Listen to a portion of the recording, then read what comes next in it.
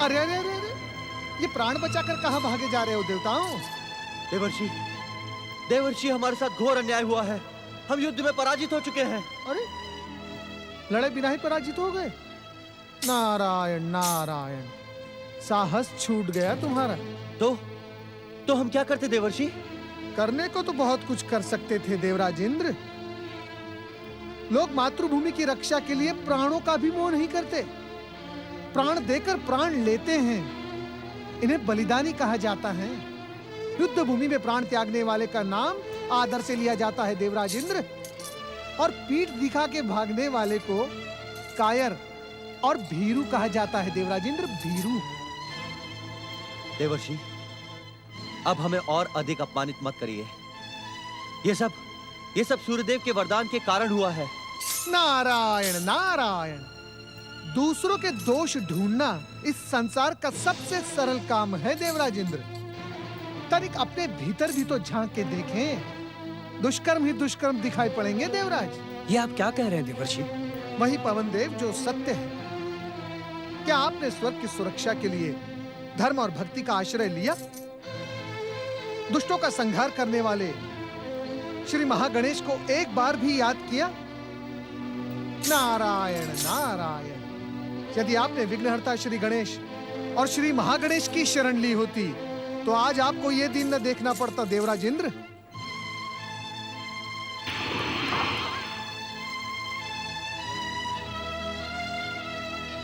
प्रणाम देवर्षि। देवर्षि, मैंने क्रोधासुर को वरदान देने से पहले सिंधु दैत्य का परिणाम याद दिलाते हुए उसे सावधान किया था। नारायण नारायण, आपने उसे किस प्रकार सावधान किया था सूर्यदेव? मैंने उसे कहा था कि यदि वो परमदेव श्री महागणेश के अवतारों के प्रति वरदानी शक्तियों का प्रयोग करेगा तो वे व्यर्थ हो जाएंगी। इसीलिए देवताओं को परमदेव श्री महागणेश की आराधना करके उनकी कृपा प्राप्त करनी चाहिए। धन्य हैं आप सूर्यदेव, धन्य हैं। धन्य है आपकी कीर्ति और धन्य है आपकी देवनिष्ठा। आपने अपने ही वरदान के विरुद्ध देवताओं की सहायता करके आपने अपना नाम इतिहास के पन्नों में स्वर्ण अक्षरों में लिखवा दिया। क्षमा करें देवऋषि, मुझे इसमें प्रशंसा का कोई कारण नहीं दिखाई पड़ता। नारायण नारायण, कारण तो उसे दिखाई देता है देवराज इंद्र जिसके भीतर धीरज, धैर्य और संतोष हो। स्वार्थ और ईर्ष्या ने आपकी बुद्धि विवेक को नष्ट कर डाला है। जिसे आप अपना शत्रु समझते रहें, वे ही भगवान सूर्य इस समय आपको भगवान श्री महागणेश की आराधना का परामर्श देने आए हैं देवराज। पहले इनसे ये पूछिए कि परिणाम को जानते हुए भी इन्होंने क्रोधासुर को वरदान दिया ही क्यों? आपकी वरदानी शक्ति की आड़ में वो हम देवताओं की कीर्ति दूर दुसरित करने में सफल रहा। इस प्रश्न का कोई उत्तर है आपके पास? मैं आपके किसी भी प्रश्न का उत्तर नहीं देना चाहता देवराज। ये तो केवल एक परामर्श था जो देवताओं की खोई हुई कीर्ति को पुनः स्थापित कर सकता है, वो मैंने दे दिया। अब यहाँ एक पल रुके रहना अनुचित है। प्रणाम देवर्षि।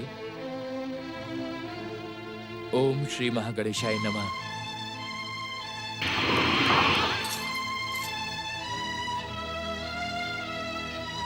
नारायण नारायण।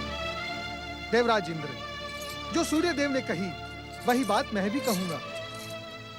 देवताओं को इस संकट से केवल परम देव श्री महागणेश ही उबार सकते हैं। अब आपका भविष्य आपके हाथों में है। जो उचित समझे वो आप करें। जय श्री महागणेश। देवराज, हमें तुरंत श्री महागणेश की आराधना प्रारंभ कर देनी चाहिए। इसके अतिरिक्त और कोई उपाय नहीं है।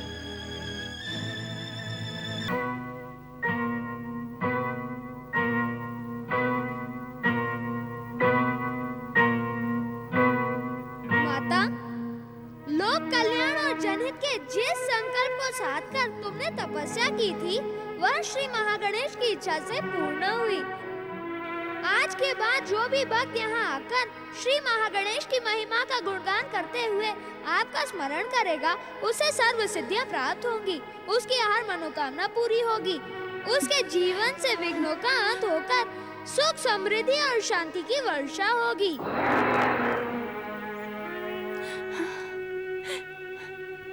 प्रणाम माता। क्षमा करो माता, पिताश्री की आज्ञा प्राप्त किए बिना हमारा यहाँ से जाना उचित नहीं होगा। यदि हम भी आपके साथ चले गए तो पिताश्री को बहुत दुख होगा। मैं जानता हूँ माता, कैलाश का त्याग करते समय मेरे साथ न आने का दुख अभी भी तुम्हारे भीतर है। मेरी विवशता को समझकर मुझे क्षमा कर दो माता। मैं पुत्र की मर्यादा का पालन करते हुए इस समय भी पिताश्री की सेवा में कैलाश में हूँ, परंतु मेरी प्राण ज्योति तुम्हारी सेवा के लिए इस मूर्ति में समाई है। तुम धन्य हो पुत्र। मैं जानती थी तुम अधिक समय तक अपनी माता से दूर नहीं रह सकते। गणपति, तुम वास्तव में पुत्र का आदर्श हो। संसार की हर नारी तुम्हारे जैसा आज्ञाकारी पुत्र पाने की कामना करेगी।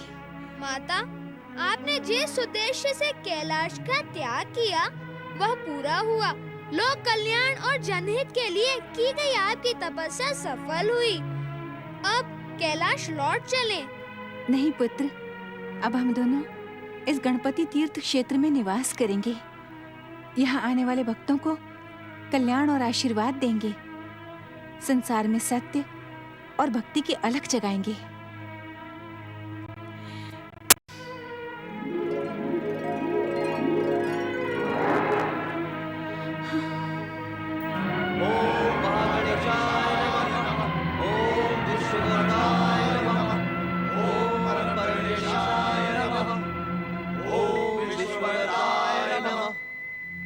हे परमदेव श्री महागणेश, आपकी आराधना में स्वयं को समर्पित ना करके हम देवताओं ने घोर अपराध किया है और इस अपराध का दंड हम पराजित होकर भुगत रहे हैं। हे परमदेव, हम अज्ञानियों की भूल को क्षमा कर दें। हम पर कृपा करें परमदेव, हम पर दया करें।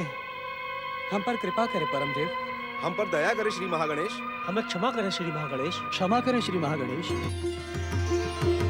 देवराज इंद्र, देवगणों,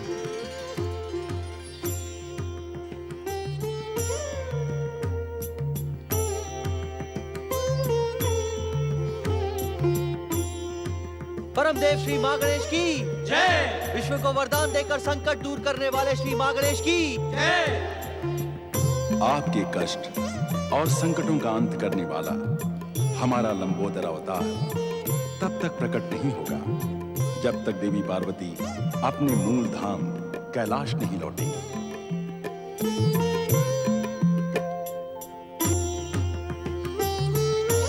इसलिए सर्वप्रथम शक्ति स्वरूपा देवी पार्वती को प्रसन्न करके प्रार्थना कीजिए कि वे कैलाश लौटकर हमारे लंबोदर अवतार को प्रकट करने की भूमिका बनाए।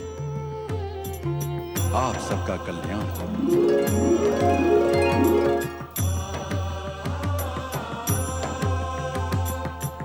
देवताओं, हमें इसी समय सह्याद्री पर्वत जाकर माता जगदम्बा पार्वती को प्रसन्न करना होगा, उनसे प्रार्थना करनी होगी।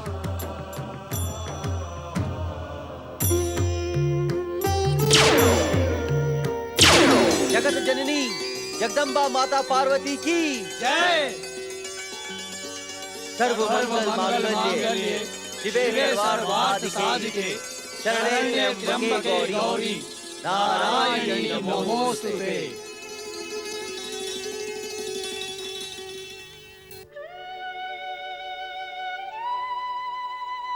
देवराज, देवगण, गिरिजात्मज गणपति तीर्थ में आप सबका स्वागत है। पृथ्वी के गणेश लोक के समान इस पावन तीर्थ के आप सब प्रथम तीर्थयात्री हैं। इस तीर्थ की यात्रा करने के कारण आपकी मनोकामना अवश्य पूर्ण होगी। माता, हम देवगण आपके पास एक प्रार्थना लेकर आए हैं।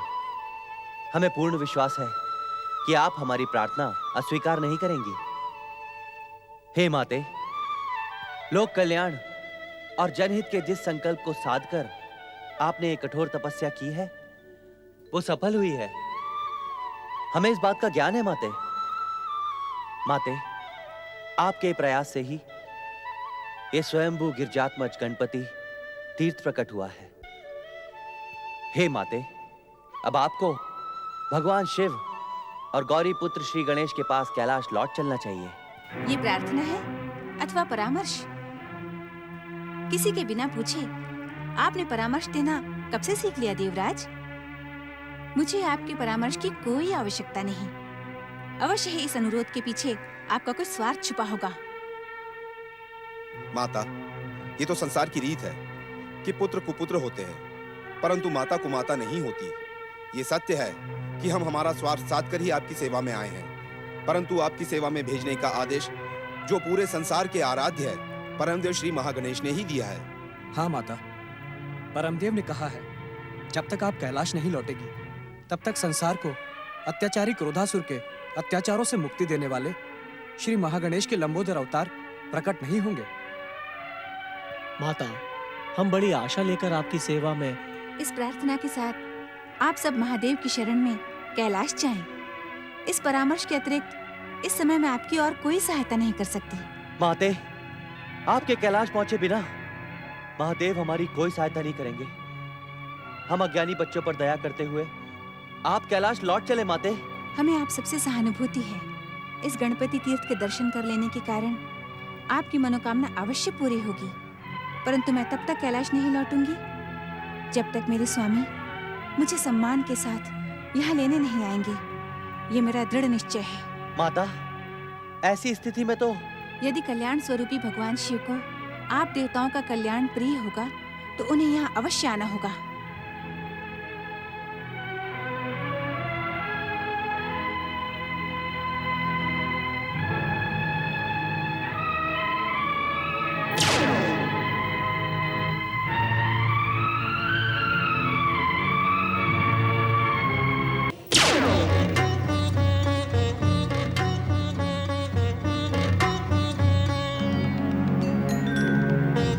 क्षमा करें देवराज, हम तो भगवान शिव की शरण में कैलाश जाने के लिए निकले थे, फिर आप मार्ग में क्यों रुक गए? मैं महादेव की शरण में जाने का साहस नहीं जुटा पा रहा हूं, नहीं जुटा पा रहा हूं। देवगणों, ऐसा प्रतीत होता है कि भगवान शिव और माता पार्वती किसी कारणवश एक दूसरे से रुष्ट हैं। इस बात का आभास मुझे भी है देवराज, परंतु संकट के समय में हमें केवल भगवान भोलेनाथ ही बचा सकते हैं। हमें भय का त्याग करके उनकी शरण में। अग्निदेव, आशुतोष भगवान शिव का रोष सारे संसार में प्रसिद्ध है। उनके ध्यान में बाधा डालने वाले कामदेव को उन्होंने भस्म कर दिया था। कहीं ऐसा ना हो कि वो हमारी प्रार्थना ठुकराकर हमें भी दंडित कर दे। नहीं देवराज, नहीं। हमारी प्रार्थना के पीछे तो परमदेव श्री महागणेश का मार्गदर्शन है। परमदेव का मार्गदर्शन तो देवी पार्वती की सेवा में जाने का था, परंतु उन्होंने हमारी बात नहीं मानी। देवगणों, मुझे भगवान शिव के समीप जाने का परामर्श ना दो। हम सचमुच घोर धर्म संकट में फंस चुके हैं देवगणों। नारायण नारायण। प्रणाम देव ऋषि। ओम महागणेशाय नमः। देवराज इंद्र, इस संसार के हर संकट और हर धर्म संकट से उबारने वाले केवल श्री महागणेश ही हैं। ऐसा लगता है कि अपने स्वार्थ की भावना में बहते हुए आपने सच्चे मन से श्री महागणेश की आराधना नहीं की है, अन्यथा आप ऐसे विचित्र धर्म संकट में नहीं पड़ते। किंतु अब हम क्या करें देवर्षि? देवर्षि, हमें केवल आपका सहारा है। आप ही हम देवताओं के सच्चे मार्गदर्शक हैं। हमारा मार्गदर्शन करें देवर्षि। इस धर्म संकट से हम देवताओं को उबारने का मार्ग आपके सिवा और कोई नहीं दिखा सकता देव ऋषि। मझधार में डूबती हमारी नैया को अब आप ही पार लगा सकते हैं। हम पर दया करें देव ऋषि। नारायण नारायण। आश्चर्य, घोर आश्चर्य देवताओं, घोर आश्चर्य। आप लोगों के भीतर ये जो बुद्धि, विवेक और विनम्रता है, ये तभी जागती है जब आप किसी संकट के दलदल में डूबने लगते हैं। यदि सामान्य परिस्थिति में भी आपकी बुद्धि, विवेक और विनम्रता, इन सब का आप सहारा लें, तो संकट आपके आसपास आने का भी साहस नहीं कर सकता देवताओं। देवर्षि, माता पार्वती ने? नहीं नहीं देवराज, इस समय तो भगवान भोलेनाथ के पास जाने का परामर्श मैं भी नहीं दूंगा आपको। भगवान भोलेनाथ के ध्यान में बाधा डालकर आप उनकी कृपा के नहीं, दंड के पात्र बन जाओगे। देवर्षि, फिर हम क्या करें? कहाँ जाएं हम देवगण? नारायण नारायण, कहीं ना कहीं तो जाना ही होगा ना देवराज इंद्र, क्योंकि बात अब केवल स्वर्ग पर अधिकार तक सीमित नहीं है। स्वर्ग सिंहासन पर बैठकर क्रोधासुर अत्याचारी हो गया है। निर्दोष प्राणियों के प्राण बचाने के लिए कोई ना कोई उपाय तो करना ही होगा। देवर्षि, हमारी व्याकुलता का अंत करने के लिए और संसार की रक्षा करने के लिए शीघ्र अतिशीघ्र कोई उपाय बताएं। देवराज, देवगणों, इस समय तो आप परमपिता ब्रह्मा जी और श्री हरि विष्णु की शरण में जाएं। वे आपको इस धर्म संकट से अवश्य मुक्ति दे सकते हैं। नारायण नारायण। देवर्षि का परामर्श उचित है। हमें परमपिता ब्रह्मा की कृपा और श्री हरि के बैकुंठ द्वार ने कभी निराश नहीं किया। ओम गणेशाय नमः।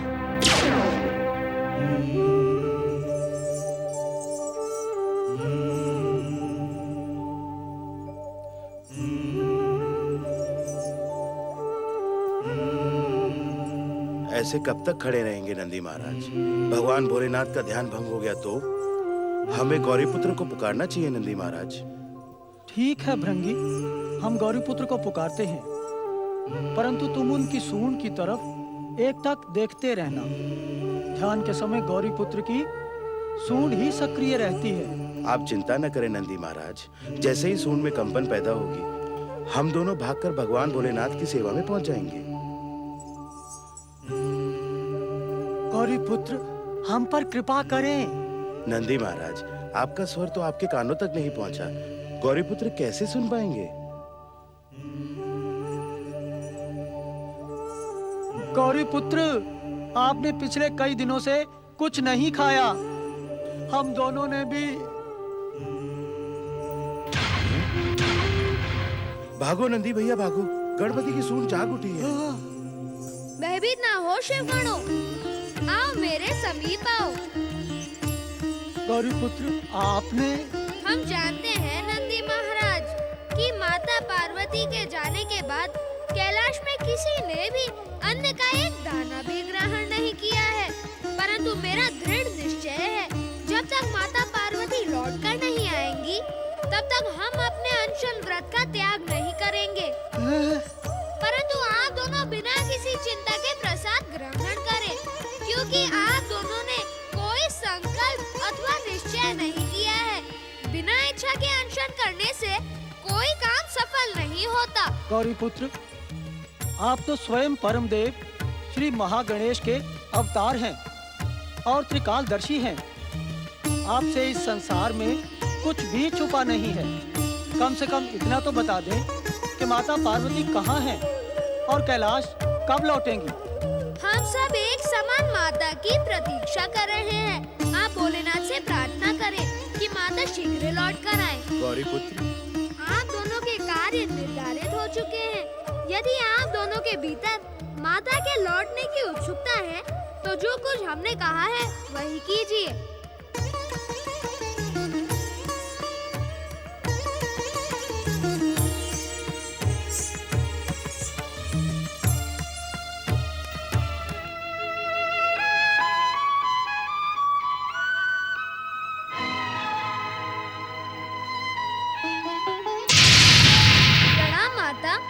आप मेरी ही नहीं सारे संसार की माता हैं।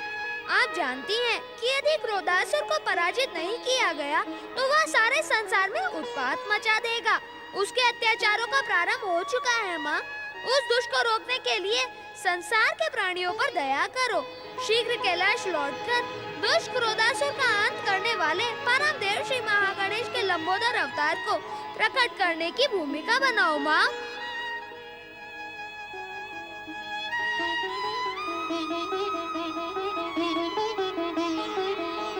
मंगल मूर्ति, तुम्हारे पिता श्री शिव शंकर भी तो इस संसार के लिए पिता के समान है, तो क्या उन्हें इस संसार और अपने बच्चों की चिंता नहीं होनी चाहिए? पिता श्री शिव शंकर तो कल्याण के प्रतीक है माँ। तो जगत कल्याण के निमित्त उन्हें मेरा संकल्प पूरा करने के लिए यहाँ आना ही होगा। ये मेरा अटल और अंतिम निर्णय है।